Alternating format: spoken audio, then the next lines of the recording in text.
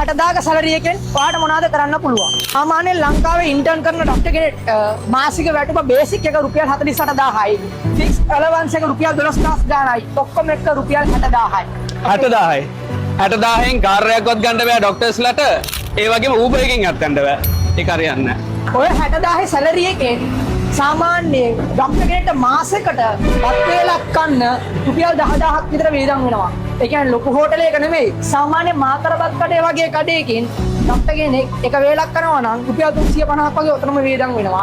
එතකොට ඒ වගේ වේල් තුනකට රුපියල් 35ක් වේදම් වෙනවා. ඒ කියන්නේ ડોක්ටර්ට ලැබෙන ඉන්ටර්න් සැලරි එකෙන් ඉන්ටර්න් ડોක්ටර්ට ලැබෙන සැලරි එකෙන් 50%ක්ම ડોක්ටර්ට ටර්න් ඕවරටම ඉවරයි. එතකොට ඔය 60,000 සැලරි එකෙන් 30,000ක්ම කණ්ඩ විතරක් කියද්දී ඉතිරි වේදම් වලට මොනවද කරන්නේ? සාමාන්‍ය උදාහරණයක් වශයෙන් අපි සම්මත බලමු.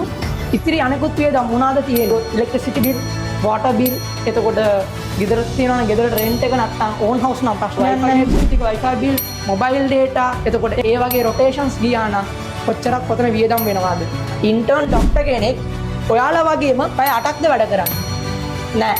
සමහර ડોක්ටර්ස්ලා ඉන්නවා මෙහෙ ඉන්ටර්න් කරන කට්ටිය පැය 24ක් එක දිගට වැඩ.